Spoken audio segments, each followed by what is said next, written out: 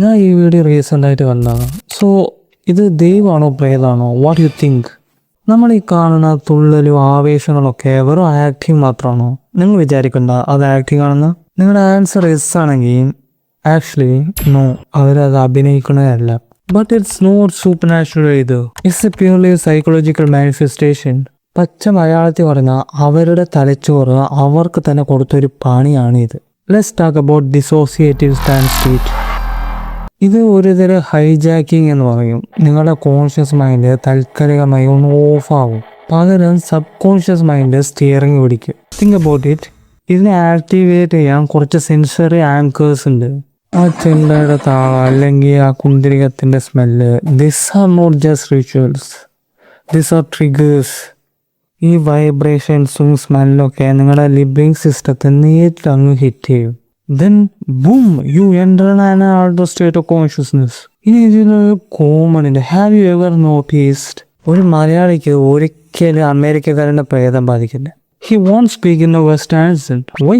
കാരണം നിങ്ങളുടെ ഉള്ളിലില്ലാത്ത ഒന്നും പുറത്തേക്ക് വരത്തില്ല. It's all about cultural conditioning. അതായത് നിങ്ങളുടെ സബ് കോൺഷ്യസ് മൈൻഡിൽ എന്താണുള്ളത് അതാണ് ഈ ട്രാൻസ് സ്റ്റേറ്റിൽ പുറത്തേക്ക് വരിക. Basically, it's a creative performance by your own brain. And you are the only audience who doesn't know it's a show. But don't get me wrong. For the person experiencing it, that feeling is 100% real.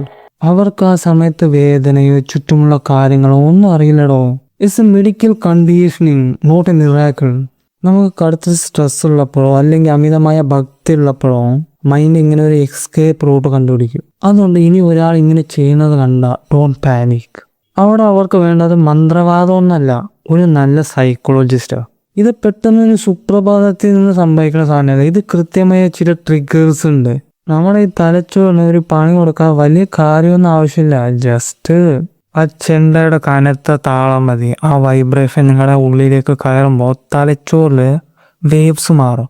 അതിൻ്റെ കൂടെ ആ കുന്തിരിക്കത്തിൻ്റെ പോയും പിന്നെ ചില പ്രത്യേക താളത്തിലുള്ള ചലനങ്ങൾ കൂടിയായ സംഗതി തീർന്നു. ഇതൊക്കെ കണ്ടാൽ മാത്രമേ നിങ്ങളുടെ ലോജിക്കൽ ബ്രെയിൻ അങ്ങ് കിടന്നുറങ്ങാൻ പോയി കാണും. പിന്നെ അവിടെ ചാർജ് എടുക്കുന്നത് നിങ്ങളുടെ ഉള്ളിൽ അടിച്ചമർത്തപ്പെട്ട വികാരങ്ങളാണ്, അതായത് സബ് കോൺഷ്യസ് മൈൻഡ്. ഇതിന് കോമഡി എന്താണെന്നറിയോ? നമ്മൾ കേട്ടിട്ടുള്ള കഥകളും കണ്ട സിനിമകളും ഒക്കെ അനുസരിച്ചായിരിക്കും ഈ തുള്ളൽ. കാരണം ഞാൻ മുന്നേ പറഞ്ഞ പോലെ ഒരു മലയാളിക്ക് ഒരിക്കലും ചൈനീസ് ഭാഷ സംസാരിക്കുന്ന പ്രേതം ബാധിക്കത്തില്ല. അതെന്താ?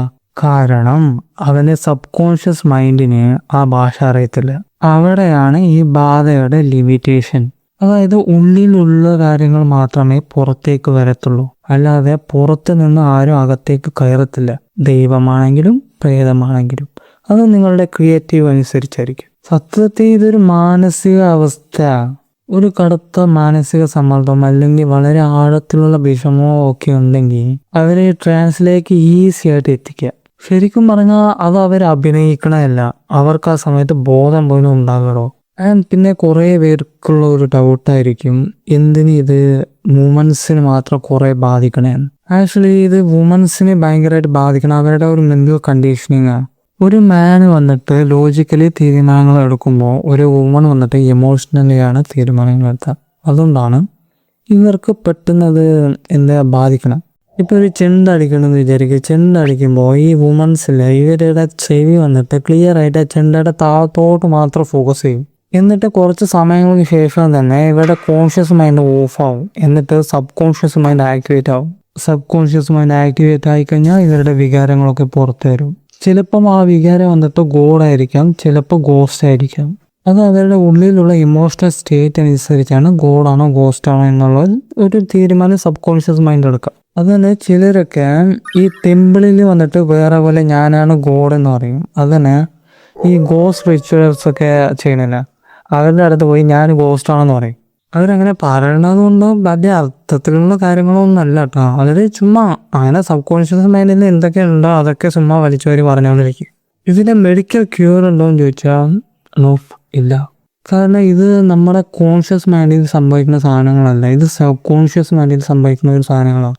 ഒരു സൈക്കോളജിസ്റ്റ് നിങ്ങളെ ട്രിഗർ ചെയ്ത് നിങ്ങളുടെ ഇമോഷൻസ് വികാരങ്ങളൊക്കെ ഈ സബ് കോൺഷ്യസ് മൈൻഡിൽ നിന്ന് പുറത്തെടുത്താലും അപ്പോൾ നിങ്ങളുടെ കോൺഷ്യസ് മൈൻഡിന് ആ കാര്യങ്ങളൊന്നും അറിയത്തില്ല. ആ കോൺഷ്യസ് മൈൻഡ് അത് വിശ്വസിക്കത്തില്ല. ഇത് മെഡിക്കൽ ഫീൽഡിൽ തീർക്കാൻ പറ്റില്ല, നിങ്ങളുടെ റിച്വൽ ഫീൽഡിൽ തീർക്കാൻ പറ്റില്ല. ഇത് അങ്ങനത്തെ ഒരു സാധനമാണ് ഈ സാധനം. കാരണം ഈ ട്രിഗറിങ് വന്നിട്ട് കുറച്ച് സമയത്തേക്ക് മാത്രമേ ഉണ്ടാകത്തുള്ളൂ. ചിലപ്പോൾ ഒരു മണിക്കൂർ 2 മണിക്കൂറൊക്കെ കാണും. ആ ട്രിഗർ പോയി കഴിഞ്ഞാൽ നമ്മുടെ സബ് കോൺഷ്യസ് മൈൻഡ് കൺട്രോൾ വിട്ട് നമ്മുടെ കോൺഷ്യസ് മൈൻഡ് കൺട്രോൾ എടുത്താൽ എൻ്റെ കാര്യങ്ങൾ തീർന്നു, അപ്പോൾ അവസാനിച്ചു. ഇത് മാറോ തീരുമോ എന്ന് ചോദിച്ചാൽ അറിയത്തില്ല. അത് നിങ്ങളുടെ ഇമോഷണൽ കണ്ടീഷന്, നമ്മുടെ ഒരു മെൻ്റൽ സ്റ്റെബിലിറ്റി, ഇതൊക്കെ വെച്ചുകൊണ്ടാണ് ഈ കാര്യം അവസാനിക്കില്ല എന്ന് പറയാൻ പറ്റുക. കാരണം നമ്മുടെ സബ് കോൺഷ്യസ് മൈൻഡ് എന്ന് പറയുന്നത് നമ്മുടെ ഒരു സ്റ്റേറ്റാണ്. നമ്മൾ ബോധമില്ലാത്ത ഒരു കണ്ടീഷനിലുള്ള ഒരു സ്റ്റേറ്റാണ് സബ് കോൺഷ്യസ് മൈൻഡ് എന്ന് പറയുന്നത്. അല്ലാതെ റിച്വൽസോ മറ്റേ മന്ത്രവാദങ്ങളോ ഒന്നും ചെയ്തിട്ട് കാര്യമില്ലടോ. ഇപ്പോൾ ഹോസ്പിറ്റലിൽ പോവുക, ഒരു സൈക്കോളജിസ്റ്റിൻ്റെ അപ്പോയിൻമെൻറ്റ് മേടിക്കുക, ഒരു കൗൺസിലിംഗ് എടുക്കുക. പിന്നെ അവർ പറയും നിങ്ങളുടെ സ്റ്റേറ്റ് എത്ര ഒരു ലെവലിലേക്കാണ്. ഇത് എങ്ങനെ ചെയ്യാമെന്ന് ചോദിച്ചാൽ നിങ്ങളുടെ സബ് കോൺഷ്യസ് മൈൻഡിൻ്റെ കൂടെ വേറെ ഒരു വ്യക്തി വന്നിട്ട് സംസാരിക്കണം. ആ സബ് കോൺഷ്യസ് മൈൻഡിനെ പഠിപ്പിക്കണം. അത് ആ സബ് കോൺഷ്യസ് മൈൻഡ് അണ്ടർസ്റ്റാൻഡ് ചെയ്താൽ നമ്മുടെ കോൺഷ്യസ് മൈൻഡ് കോൺഷ്യസ് ആവും.